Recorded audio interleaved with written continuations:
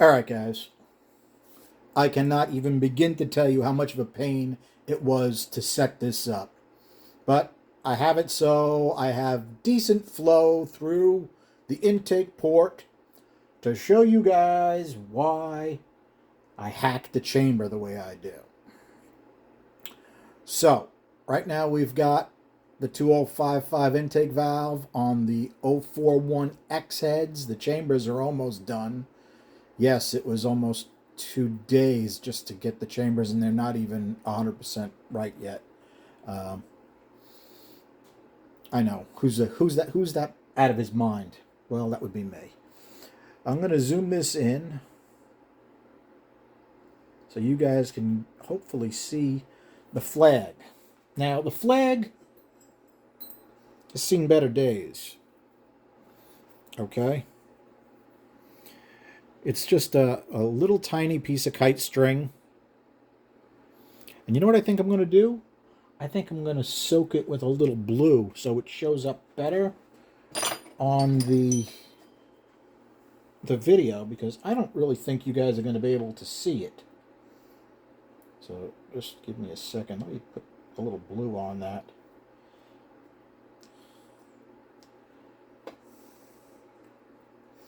Let's see what that looks like. Well, I think that'll probably help. Now, I'm just going to throw my hearing protection on because this bench is loud. This is not a quiet bench. And what I'm basically going to do is I'm going to go around the periphery of the valve, and hopefully with the blue on there it'll slow down the action a little bit, and you guys will be able to see. Now I've already gone around and checked my velocities with my pitot gauge, and it was really interesting. Unfortunately, the way I have it rigged up on the bench right now, I'm only getting 200 200 or so CFM through it. Actually, I just changed the lift. I want to do it at 300. I had it at 250, so it may be a little bit more. All right, let me get going and see what we got. Obviously, I won't be able to talk when the bench is running. It'll be too loud. So lower your volume.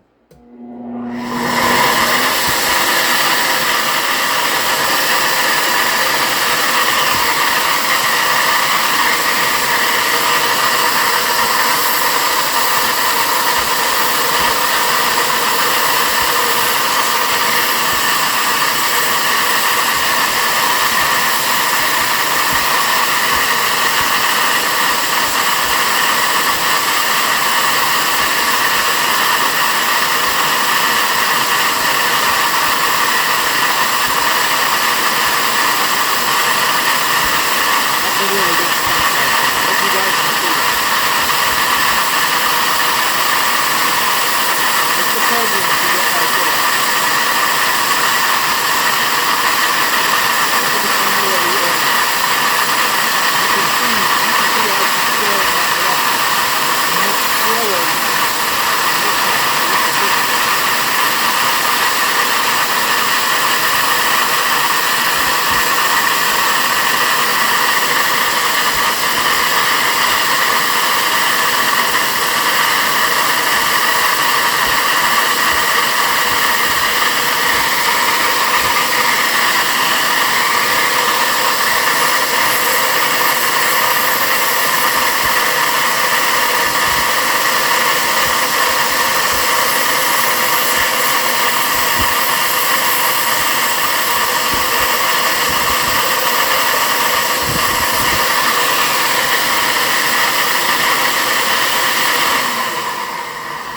Okay, that was only about 182 CFM.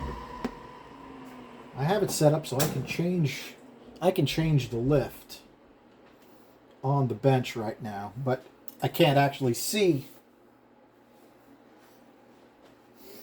I can't see what the dial gauge says. So, in order to get the height, I actually have to measure from the seat to the valve. So let's set it. Now, if the guy that is interested in these buys these, they're going to be on this 13-to-1 oval track engine. So he's going to run a decent amount of lift. Let's set it at... That's 500. Okay, let's set it at 600.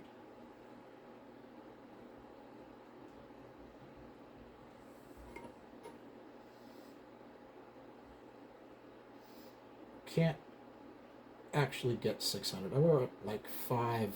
We're at 590, which is going to have to be as high as it's going. I should have put another washer on top of the valve stem. How we doing on focus? We had a problem with yesterday's video with focusing. All right, we're going to try this again, guys. And we're going to see how much different it is.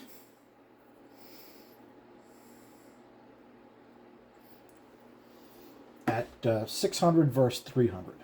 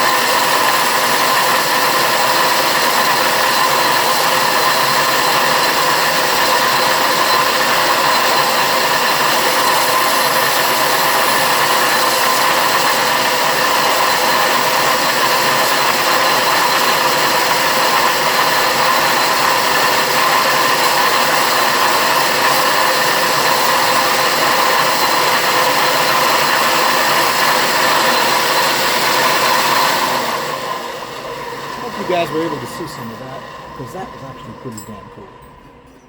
Now, I'm going to try it with the longer kite string, but as you can see, right, the air coming out this side is going towards the cylinder. This side is coming basically straight out. And over here, everything starts to turn, which is actually what you want, right? You want a swirling pattern this way. And you can see with the way I took this piece out of the chamber, the flag follows right along that path, right? Okay. Not sure the longer one will work. It may just tie itself into a knot. And I'm going to pay attention to how many CFM we got.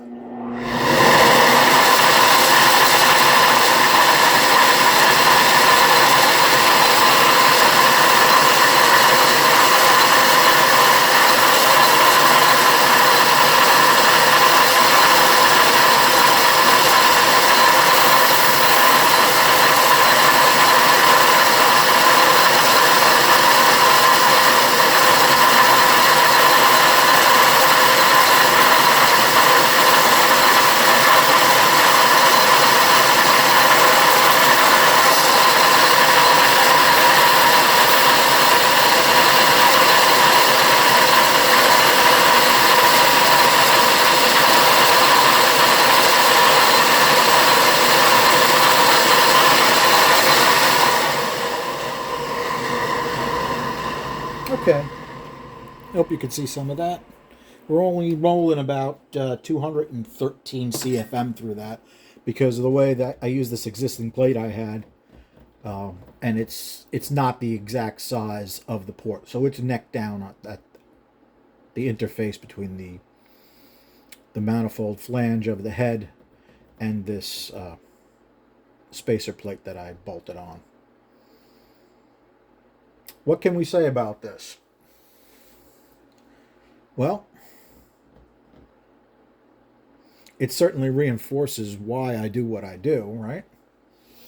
And you can see that the velocity on this side is much less than the velocity on this side. Now, somebody's going to say, well, Charlie, it's not 100% perfect because you don't have a cylinder on it. You're right, I don't. I don't have a cylinder on it. Would that change it? Yeah, it's going to change it, but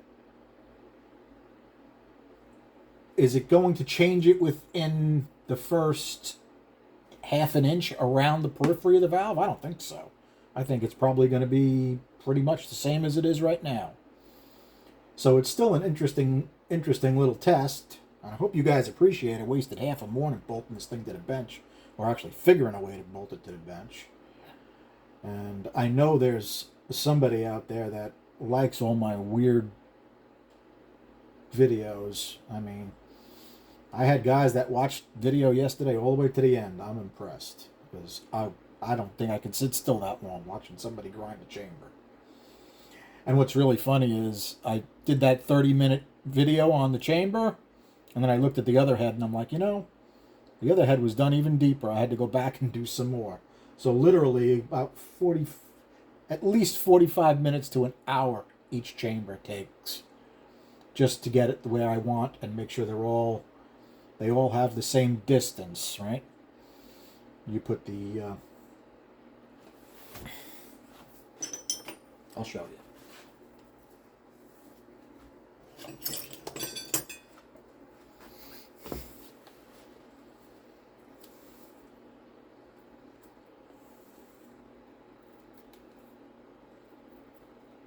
Sorry, guys.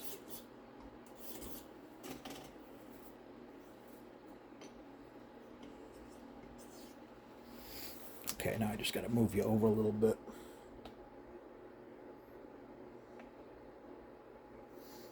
Check my focus. Okay.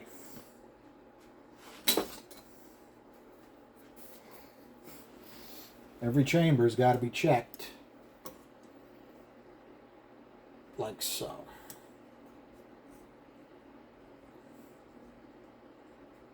At least that's the way I do it. Okay? I get a specific distance from the seat up. Right after that radius that I put in with the burr. And I need that to be the same as it would be on the next one.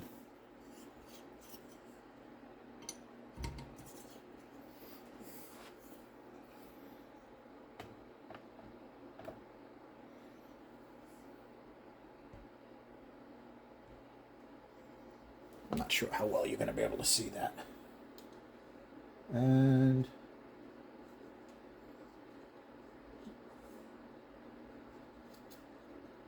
okay.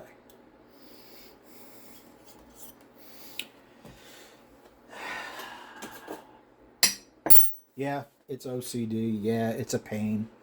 But guess what? When it's done like this and all the ports are almost identical, right? And all the chambers are almost identical, guess what your flows are going to be? Almost identical, right? They're never exactly the same, but they should be within a couple of CFM of each other. I mean,